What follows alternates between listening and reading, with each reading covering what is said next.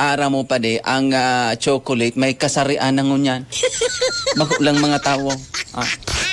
Marisa mo kung lalaki ang chocolate kung may pili. May pili yan. No. Kung babae ang chocolate, may mani. Ang istorya ng mga tugang, may mag-amigo daa.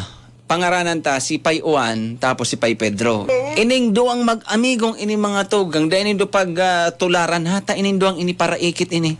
Para ikit. May saro sindang harong natatargeton talagang habo na ninda mga para ikit kung para ikit. Sarong banggi. Suminakyada na sudua. Baga anong swerte do mga tugang takan bangging ito kan maikit na si Pai Juan tsaka si Pai Pedro. Sumag-agom duman sa laog kan harong, naglalabing-labing. Kana tilalaog na da mga tugang, sudua, tamaikit duman sa harong, naglalabing-labing da sumag-agom duman sa laog kan harong, mga pangga nadangog da kasudua, so babae tuminaram. Habang naglalabing-labing sumag-agom, nakaputa ni Mrs. Suduwang kunya ni Mister, iag balls. Yun sa words, tanganing kunyan man, dahil man vulgar na masyado. Tuminaramda sa babae mga pangga, sabi daw kaso babae, ano nga yung gumapigigibukan doang initaday mo papipalaog? Maadangog da kasudua duman sa luwas at malaog na sudua. Ngayon pa din, adangog mo nga ito pa di pipalaog na kita. Nagka-ay-to-ay pati sumagpadi si Pai Pedro tapos si Pai Juan. Garong pa di aram na yaong kita. Tuminaram ng so kagarong. No. Pinapalaog na pati kita. Inot daang maglaog duman sa pintuan mga pangga, si Pai Juan, tumaram giraray sa babaye. No. Sabi ka sa babaye, gum, uya na. Tilalaog na sa saro.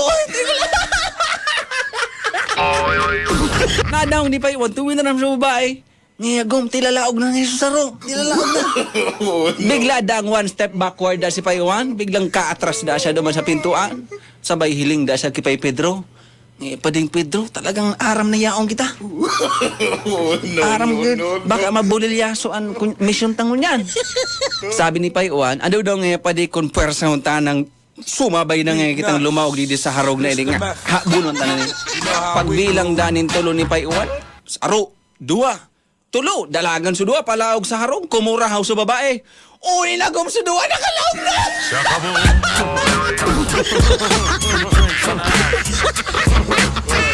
Sabay dalagan paluwas sudua mga pagga. Talaga delikado, aram talaga yaong kita digdi pa di.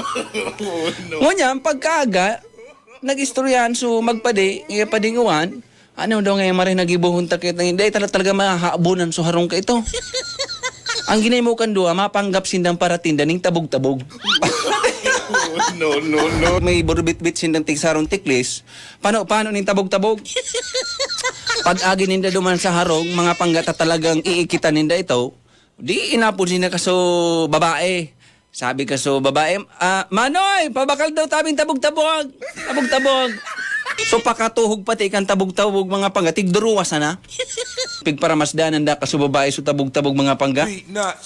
Tiga para suduang tuhog na tabog-tabog para masdanan ka sa babae. Kung murahaw da sa babae dumangki agom niya, ngay agom! Uni bag agom sa duwa, yung gayo, yun sa nakalaog sa banggi.